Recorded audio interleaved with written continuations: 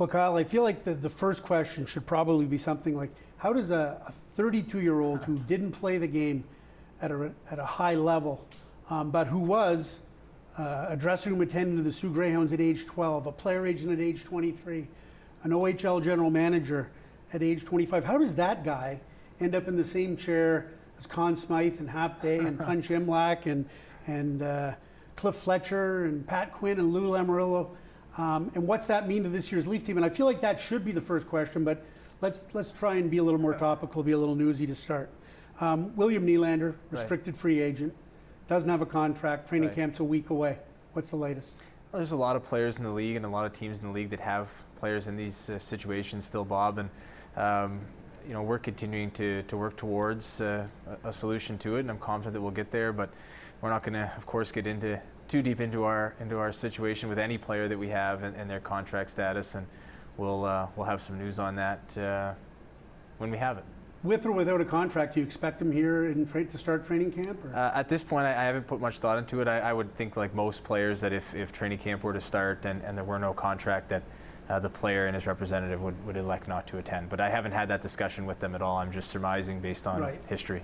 Got it.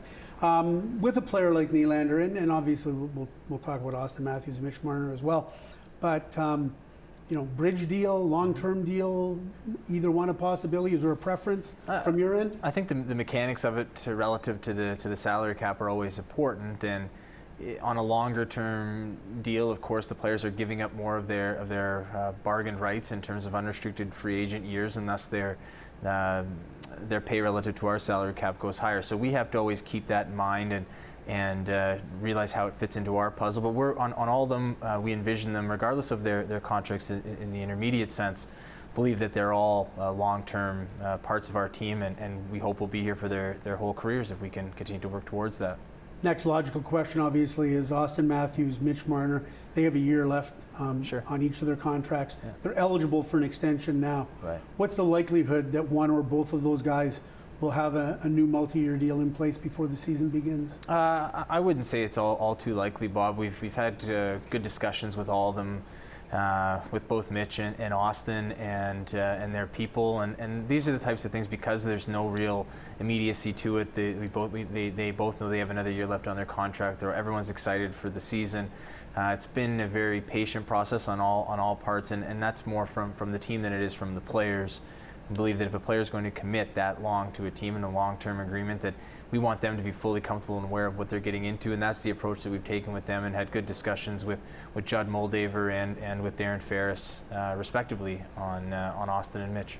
If it doesn't get done, either one of them or both, before the regular season begins, does it push off until postseason, or might it be something that could be done in season? We've got a great people and staff here. I don't think we're never the type that would say, no, we can't focus on it during the season. I understand when players say that, because they have a lot to focus on day in and day out, and our job is, of course, to manage the day-to-day of the team, but also keep one of our eyes at least on the long term. And with Brandon Pridham and Lawrence Gilman here, plus myself, we've got a good amount of resources that we can continue having those discussions. I totally would understand if the players were to not want that distraction, if you want to call it that, in season, or to have to deal with another element, especially they're young players, and they both have had excellent 2 seasons for us so far, and we're hopeful that they'll continue to take steps, and we're just trying to build that environment to help them both reach their potential.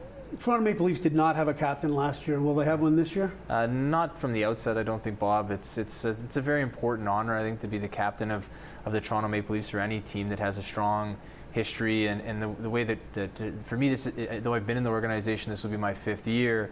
The way that I look at it is I want to get into it day to day with these people and see who's best suited to handle that. If we do determine that we need somebody to handle that, if we feel we have a void in leadership because we don't have a formal captain, then it's something that I think we can address. But I do think we have excellent leadership in the room.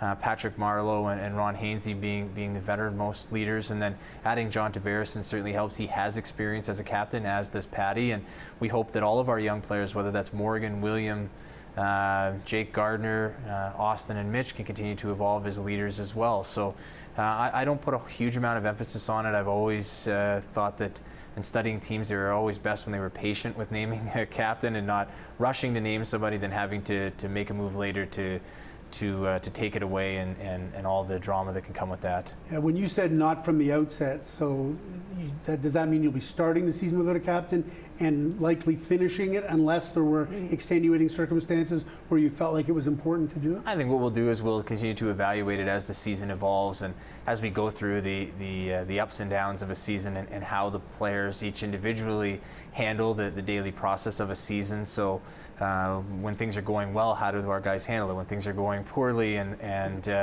how do people handle it? Because you're going to have that in any season, even if you have the season that you all dream of and everything goes great, you're still going to have stretches where you don't play well, or games or periods where you don't play well. And there was a situation last year very publicly where Patrick Marleau stepped up in Ottawa in between one of the periods and got the team going and helped the team to a win. So it's various things like that I want to go through my first year as manager in conjunction with Brendan and Mike and our staff and really evaluate it, because it is a very important decision, but not one that I think can be rushed whatsoever. Let's talk a little bit about your team and expectations this year. I'm sure you're aware of it. You're around the city. You live here. You know it. Raging optimism, and Sure. especially when you signed John Tavares. Right. Right away, a lot of fans, that's it, Cup contenders, if not Cup favorites, and some media people as well. What do you think should be the reasonable or unreasonable expectation for this team in your eyes? I think the goal is that we come in and focus every day on how we play and continue to improve our process that way. Bob, that'd be very positive. So right from day one, we want to be a team that has the puck, of course, and that we're being able to sustain it in the offensive zone. And that's the type of thing when I talk about with process, that we're leaving our own zone effectively and efficiently and using our talent to its utmost potential.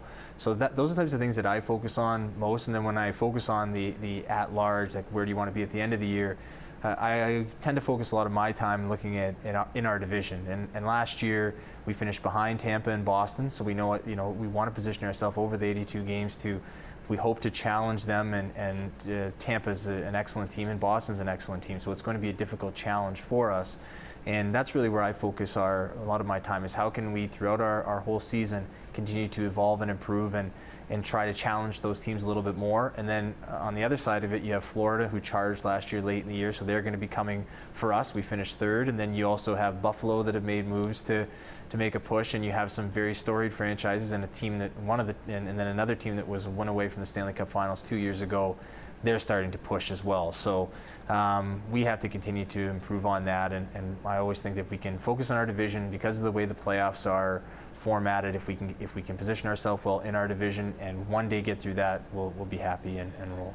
I think conventional wisdom would be, for a franchise that went from 69 points to 95 points to 105 points, but had back-to-back first-round losses. The old conventional wisdom would be sprinkle in a playoff series Right. win or two before you start talking about the Cup. But I think what happened with Vegas last year kind of blew that all to hell in terms of, so like I'm sure Vegas went into the year saying, why not us? And Sure. Why not you guys? I think that's the belief that we want to focus on, and I think the messaging internally and to our players is, listen, expectations are continuing to increase when you add a player like John to a team that had 105 points, and we've also had some players that were key to helping our team make that transition from being a lottery team to back-to-back playoffs, 95 points, 105 points. So I don't discount the fact that when you have guys like JVR and Tyler Bozak, Leo Komarov depart the group, that we need other guys to fill in as well. And I think a large part of our fortune this season will be, of course, having John is a big benefit and will make us very strong down the middle. But alternatively, Bob, it's going to be how do we build the environment where our young players can continue to develop and thrive, and they can step into those roles and continue to produce and improve, both the guys that have already been on the team and the players that are going to be challenging to become full-time NHL players, whether it's a Kasperi Kapanen, Carl Grundstrom, Andreas Janssen, so on and so forth. Morgan Riley said of you, and I quote, "He has a really specific idea about what he wants to do," unquote. what is this really specific idea? I'm sure you want to share it with us. Yeah, sure. I want to share it with everybody. But I think it's important that the players know what my expectations are of our team as a whole and them as individuals. And when I met with Morgan, I just tried to communicate that, especially him. Morgan is 24 years old now. He had a career year last year in terms of output. He plays in our top pairing. He plays in all situations for the team, and for him, it's continuing to take steps forward. And what I thought his role within that could be, I still think I don't think we've reached his full potential yet either. And what I communicated with him about the team was a lot of what I said previously about where our focus is not foregoing our daily process and what we're doing as individuals and as a team on a day-by-day basis starting next Thursday when we begin, Bob, and getting focused on the long-term stuff, because I think that's where teams tend to falter and trip themselves. And I think especially in our situation here, be remiss to ignore the fact that because we're in Toronto, there is a lot of coverage. There are a lot of people that have a lot of questions about the team. There's a lot of interest in the team, and we're very fortunate to have that.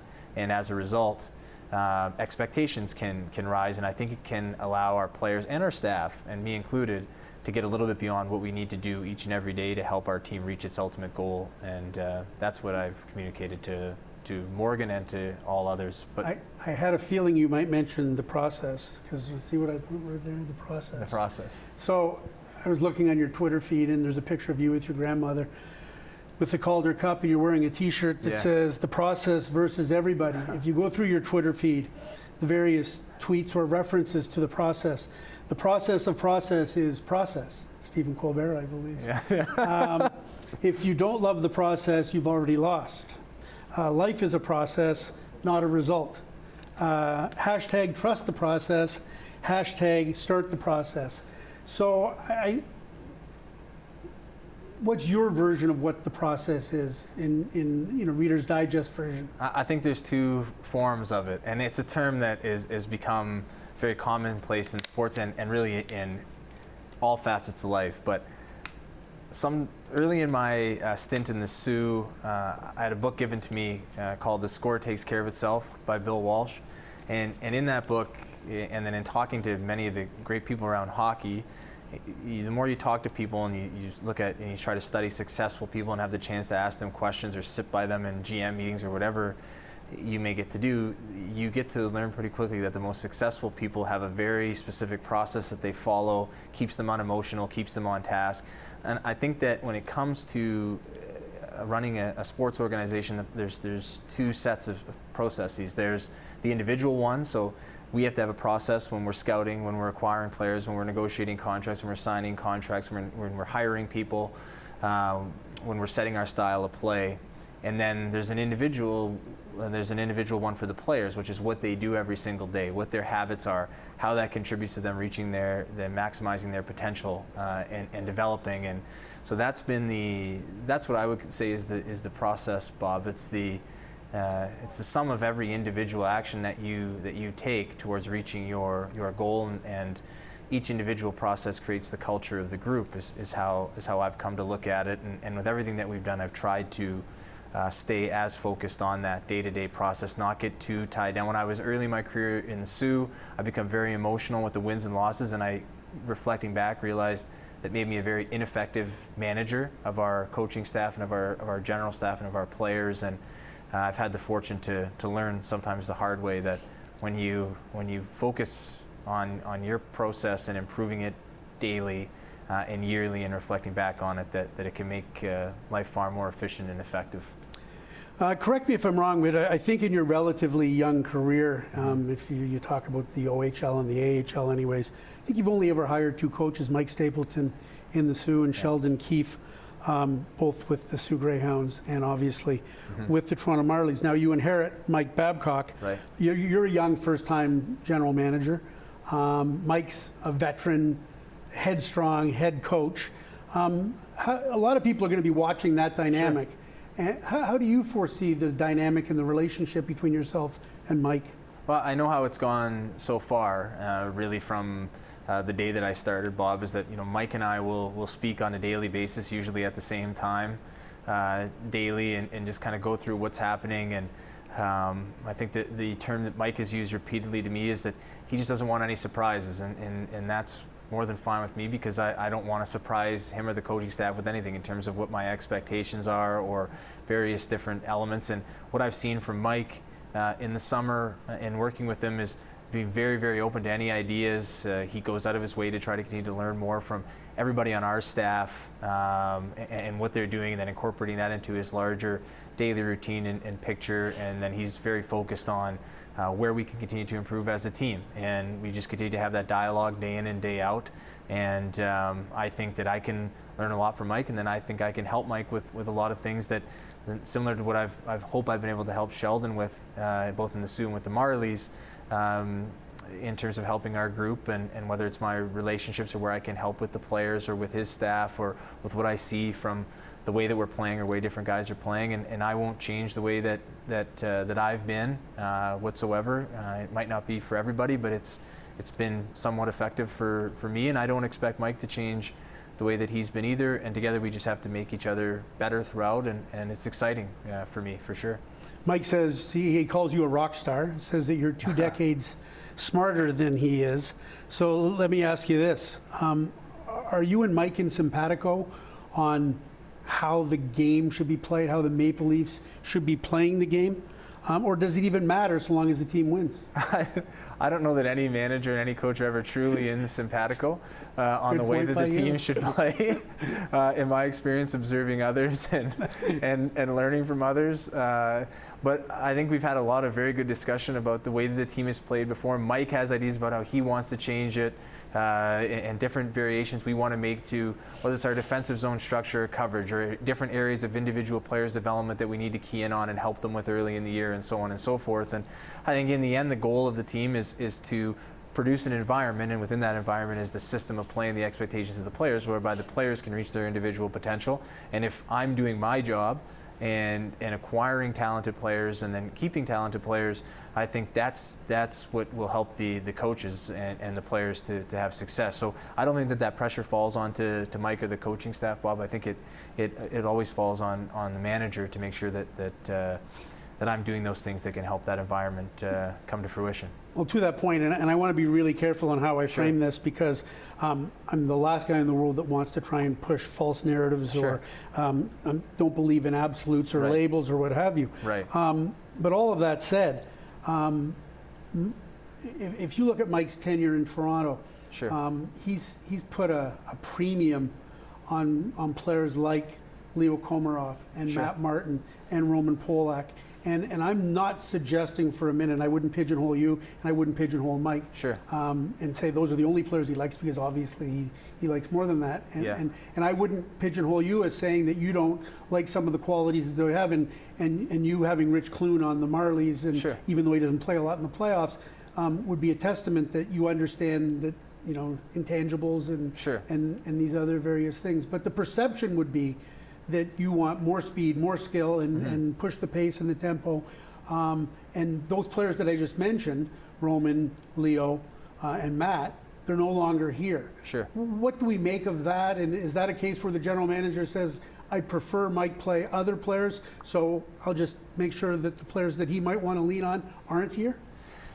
I don't think I ever looked at it that way, Bob. I think, you know, Leo and Roman were both free agents, and they had a chance to explore that, and they did in Dallas and New York, respectively. And in Matt's case, obviously he wasn't playing at the end of last season, and he's an excellent character person, did a lot for our group in the 2 years. We made the playoffs both years we was here, where we hadn't before. And I think a lot of people are quick to say, well, like, what would he really add to the team? But if you're in it every day and you're with the group every day, you see the impacts that he had on young players when they came in. And I think you can't truly quantify that, and that becomes a big argument in hockey debate currently. But I also think that anyone who's worked anywhere, when you're a new person to that workplace and you have somebody that's been around for a while, even though they might not have the talent that you have, but they can teach you how to operate day to day, that's going to help you perform. And I don't discount that whatsoever. There was a time, perhaps maybe early in my tenure here, and certainly in my tenure in the Sioux, where I would have foregone some of those intangibles in lieu of very objective endpoints in terms of a player's output.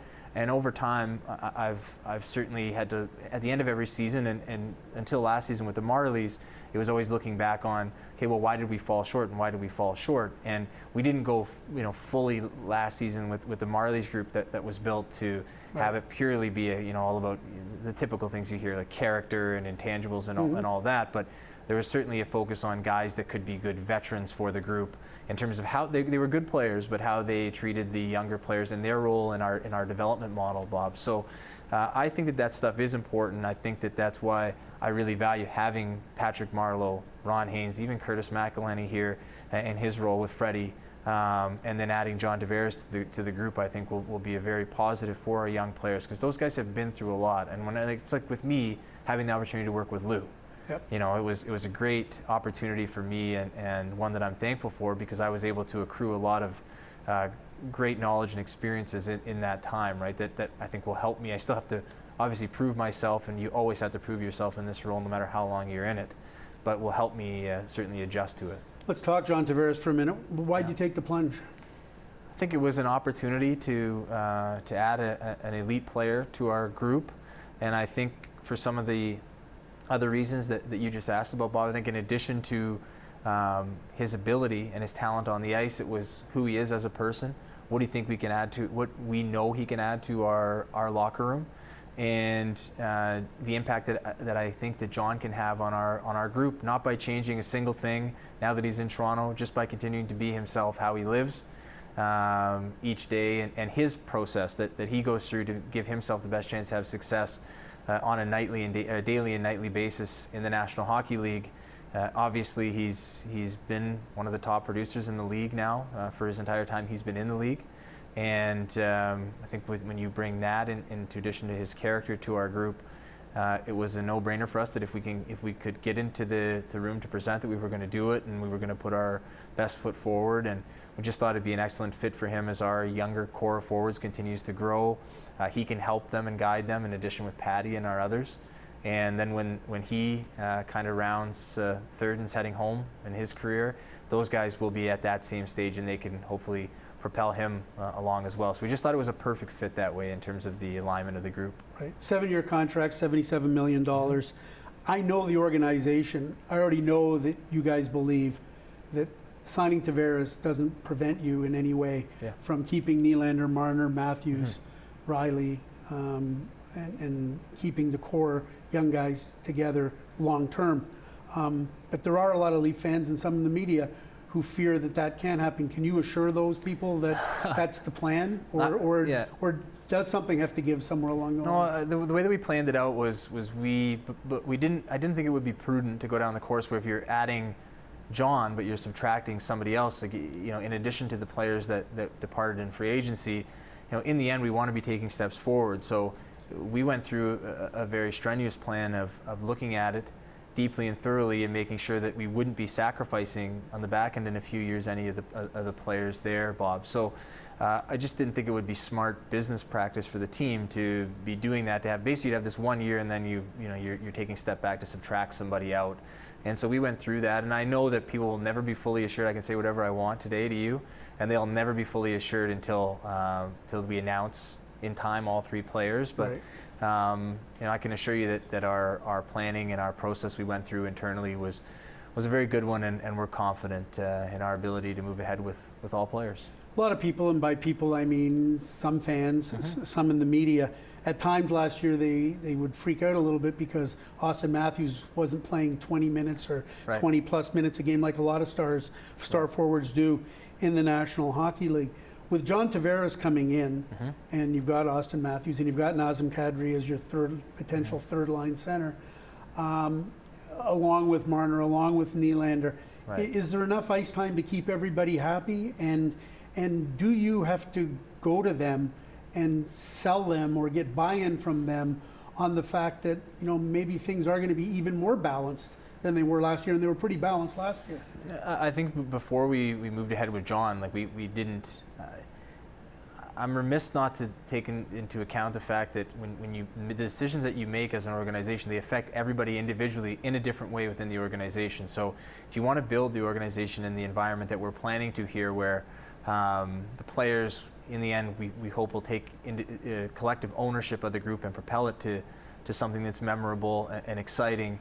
We had to get their buy-in and their thoughts as well. And so when we spoke to those players about the potential of going to add John, we wanted to make sure that they were on board and excited as well. And to a man, they all were, and to a man, they all brought up to us that they know that it may not result in them playing the minutes that you mentioned, but it will make the team deeper and give the team the ability to win. And I think that was maybe one of the most exciting parts of starting here so far, Bob, was hearing that from the players, is that it wasn't one of these things, the culture wasn't. I think that's a big testament to Lou and the job that Brendan and Mike and Lou and everyone have done here in the last number of seasons, is that the players already had that mentality, which was, if we add him, that adds a better player. It's going to help us to have success individually and collectively, and we're fully on board with it. So that was nice to hear for sure.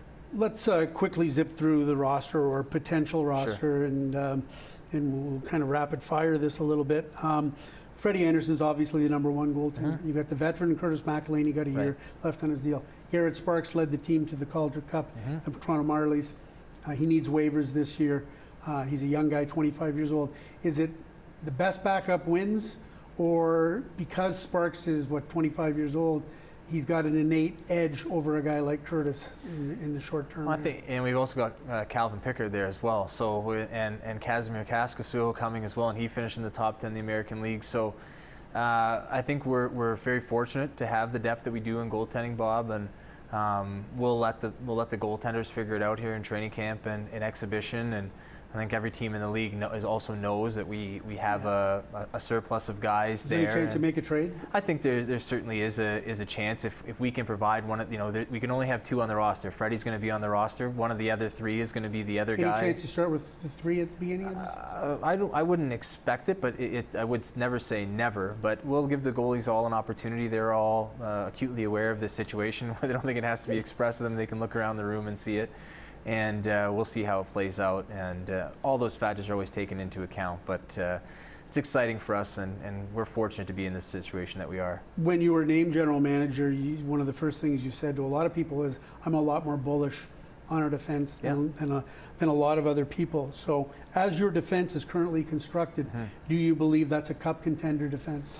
I think it's so interesting the way that narrative has evolved, right? So for every person that will say, well, they're not going to, and it's the thing I get most frequently when I'm walking the street or in any conversation, people say, when are you going to do something with the defense? When are you going to add a top defenseman?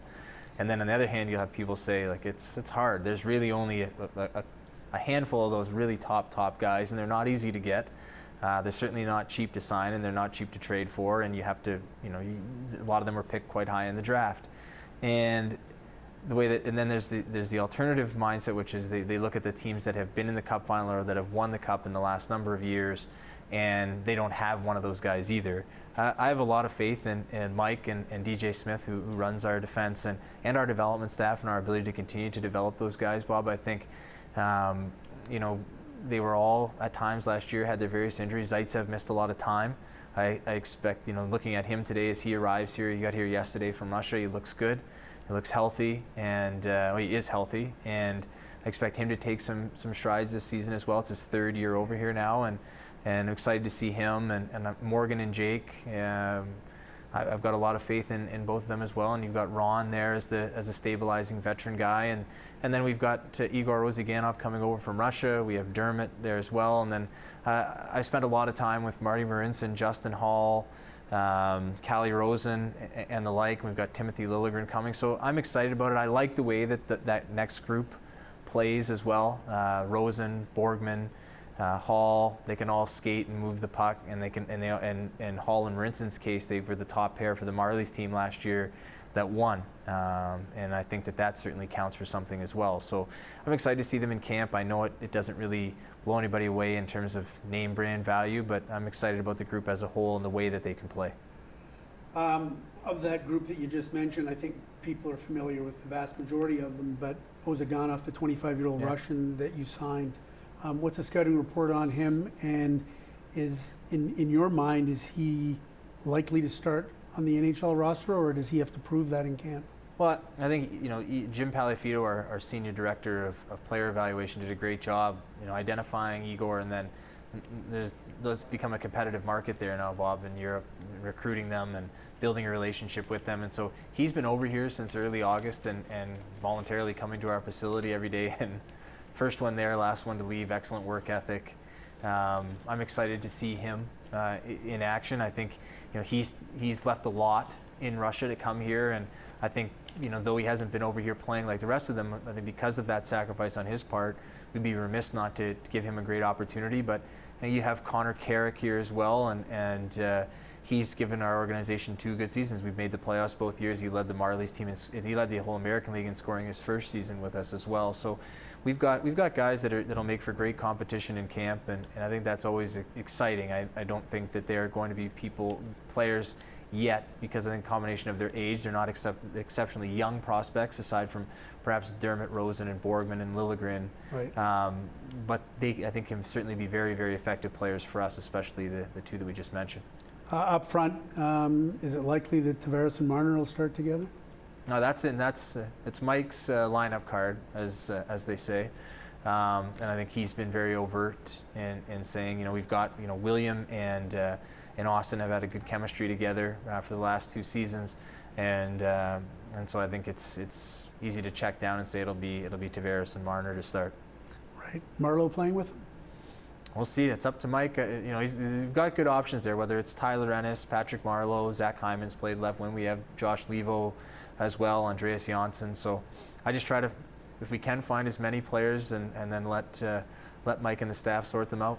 With some of the departures of wingers who ate up some minutes, JVR, Leo, and others, obviously a much bigger role for Andreas Janssen, Kasperi Kapanen. Yeah, I think they're ready for it. Janssen, I think, as he settled in here when he got recalled last year, played well. Kasperi, finally in the second half of last year settled in and was here full time, really from the midpoint of the season on, and played very, very well for the team in the playoffs. He's only 22 years old. Janssen's only 23, and Janssen being the MVP of the Calder Cup playoffs he was outstanding for the Marlies. So I think they're both capable of becoming excellent players for us and continue to evolve and work their way up the lineup. And they'll have to certainly earn it, and they have to earn it because there's very good players ahead of them. So it's going to be exciting to see how they come into the city and the condition that they're in, and then get them on the ice here next week.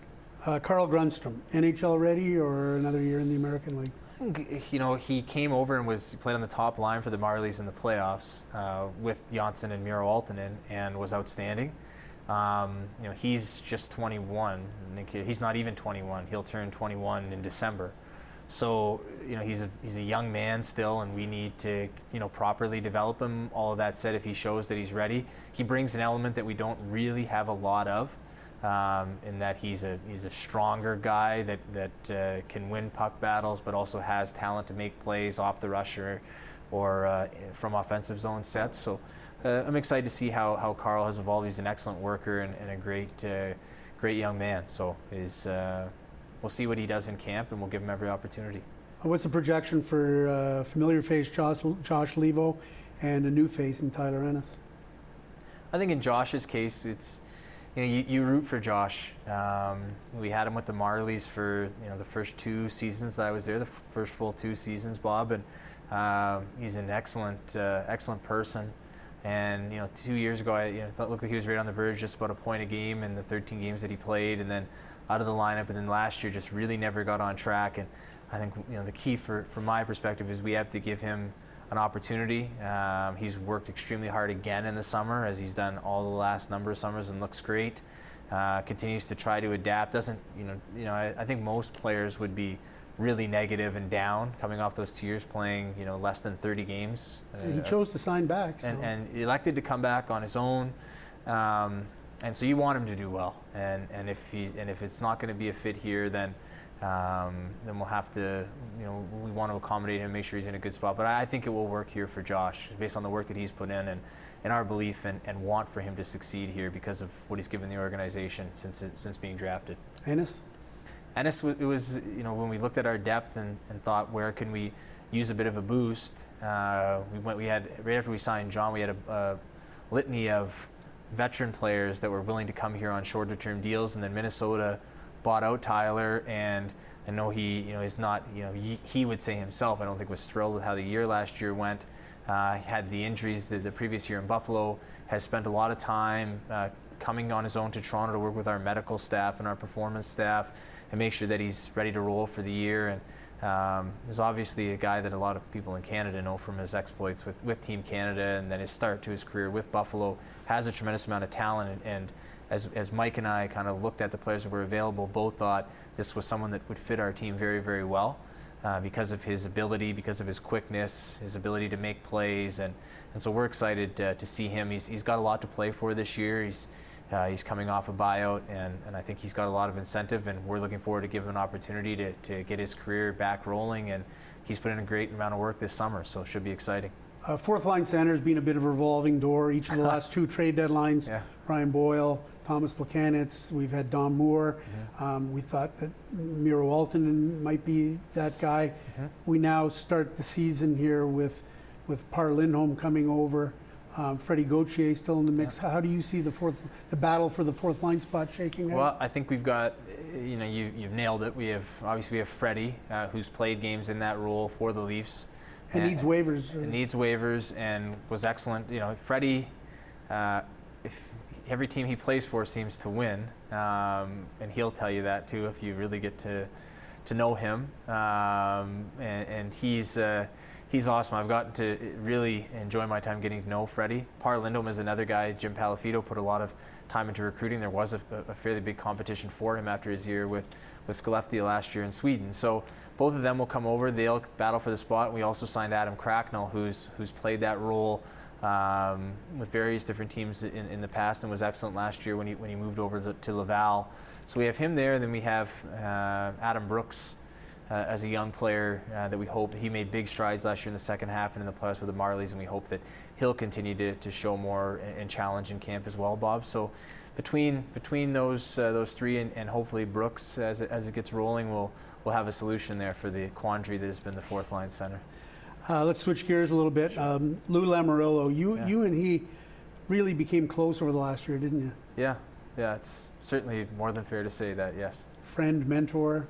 I think certainly it's so strange to say, when there's a large difference in age, but even now, like our joking back and forth, it's very friendly, but I would say it was both a friend and a mentor, probably a friend first, but his role as a mentor was immense to me, and I think there have been times when what Lou taught me was that you can never be so certain about things that you don't know, and I've whether it's early in my time here or early in my time in the Sioux, I think I've been guilty of both and getting a little bit too far ahead of myself and where I thought our respective teams were at.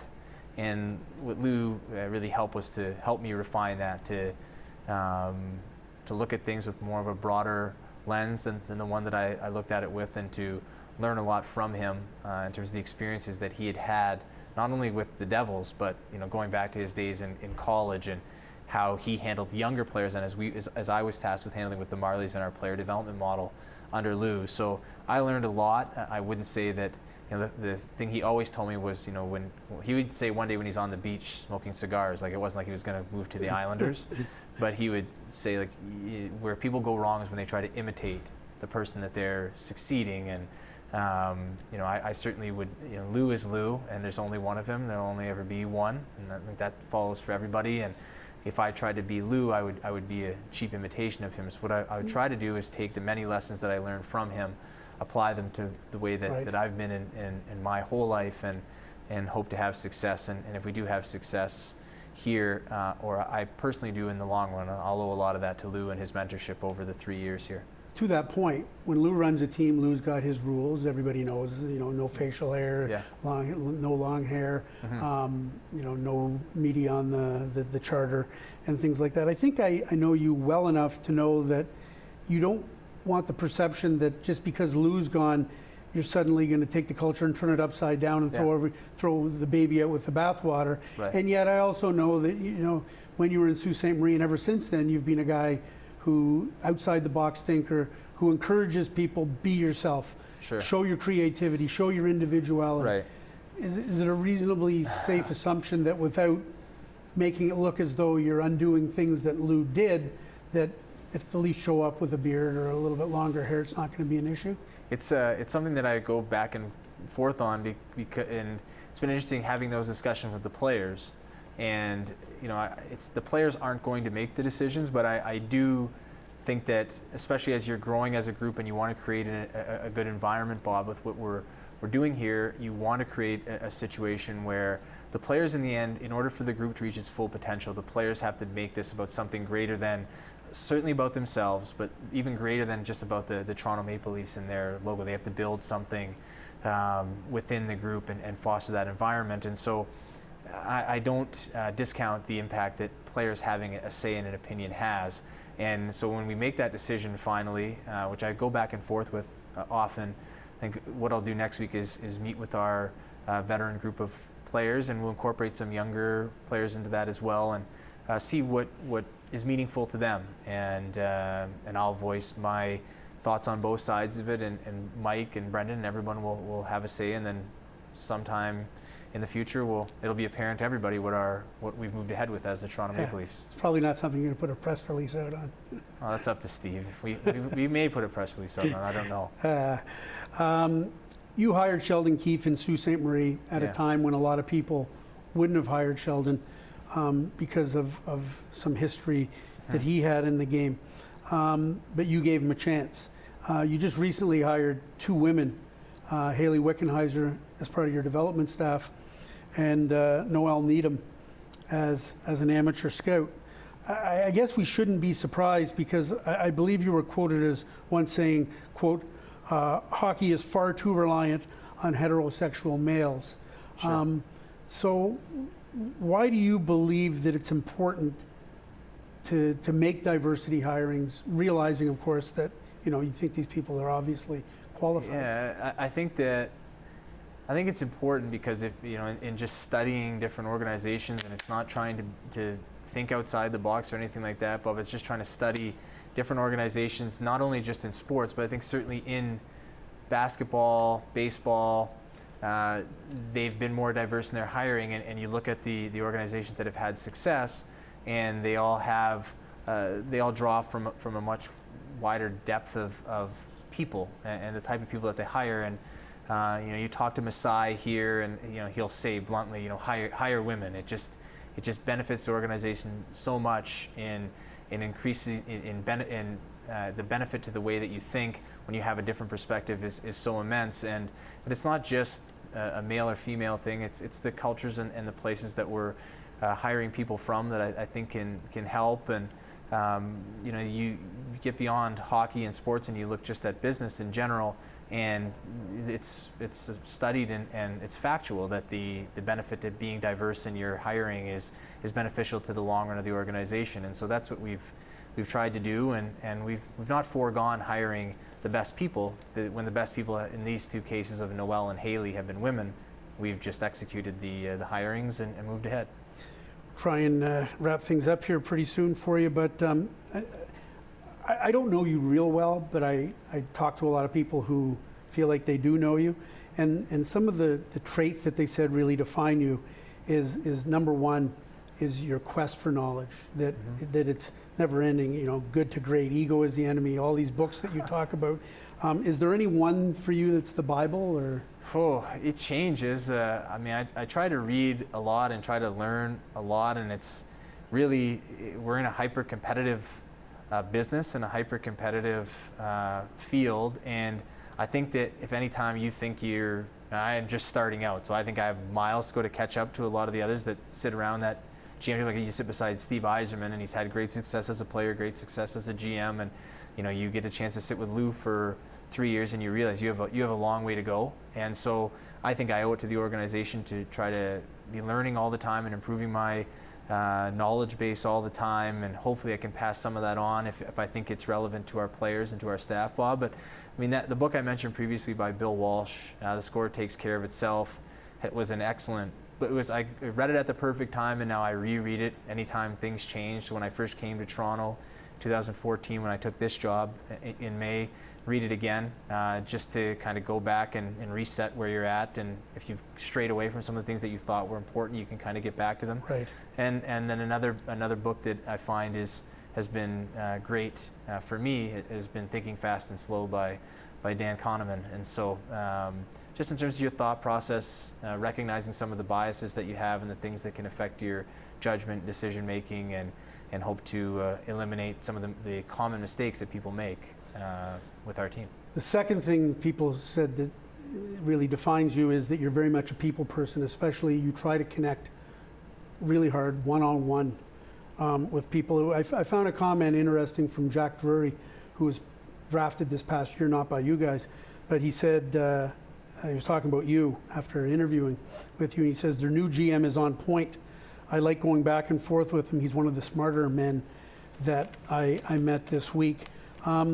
I think you favor the personal touch. Can you very quickly tell me what you did for your Toronto Marley players on Mother's Day during the Calder Cup run?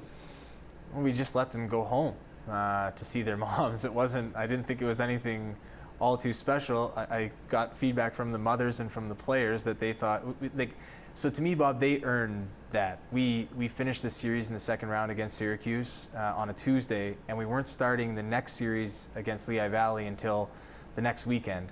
So a lot of that credit should also go to Sheldon, because most coaches at that point in the season would be like, no, we got to practice. We can't let the foot off the gas. We can't do any of that. So the players had earned some time off, and I just thought that it was Mother's Day, and I'm a big believer in that a lot of these people and everyone in media, everybody, when you sign up to start a year, like we're September 5th right now, and the Marley season went till June 14th. So you're talking about a 9.5 month journey, and it's not just the player or the manager or the media relations director or the broadcaster or the insider that goes along for the journey. Your whole family goes with you too. So that's a huge proponent for me, in that if we can build that environment and make sure that the players and our staff know that that's important to us, that the families are more in on the journey as well. And I just thought it was a simple thing that the players had earned because of their play through the first 2 rounds, and it was easy to do. The third element, you just mentioned it, that people say defines you very much as family. Obviously your wife Shannon, your 1-year-old son Leo, and obviously you've got a very special relationship with your grandparents now. Walter Dubas Sr., who I remember from my days working at the Sioux Star, passed away 6 years ago. I know he meant an awful lot to you. And now there's Grandma Doobie, who's quite a Twitter personality. I see giving it to the OHL referees on a consistent basis, and even saying, come on, Tavares, you know what you want to do, which tells me that we need to get her in on Free Agent Frenzy Day, because she obviously called that one. Can you talk a little bit about the bond with your grandparents, both living and past, and what it means to you, and what Walt Sr. might be thinking about seeing you sitting in this chair now? It's tough. I think that without my family and without my grandparents and their influence and the habits instilled within me and the things that they would do for me, like when I was growing up working for the Greyhounds and I was still playing hockey, they would be there every day after school to pick me up and drive me to the game, to the Sioux Memorial Gardens to work for the team, and then they would be back at either my parents or them would be back at 7 o'clock to take me home, where I'd do my homework or go to practice or whatever we had to do. And then my grandparents notoriously would wait for me after games, and you know what that can be like, waiting until the coaching staff and the trainers are done. You can be hours after the game, and they were always in their same spot in the lobby at the Sioux Memorial Gardens waiting to get me fed and get me home to finish my homework and then make sure that I got on my way. So without that commitment from all of my grandparents in general, it's tough to say that you need so many people to help you along the way, and you need that fortune and people who really believe in you. And I think when I look back on the whole thing, as I've been able to reflect on it, especially this summer, the key thing that they did was always believe in me. Like, I remember when Dave Torrey offered me the Sault Ste. Marie scouting job when I was 17 going away to Brock, the pay was $1,500, and I had to take my expenses out of that. And people said, like, you're nuts, like you're gonna lose money doing that. And like they always believed that if that's what I really wanted to do, that I should just follow through on it, and to look at it as an investment in yourself. And you look at those different things along the way and how they've helped you get where you are, and without them, I wouldn't be here for sure.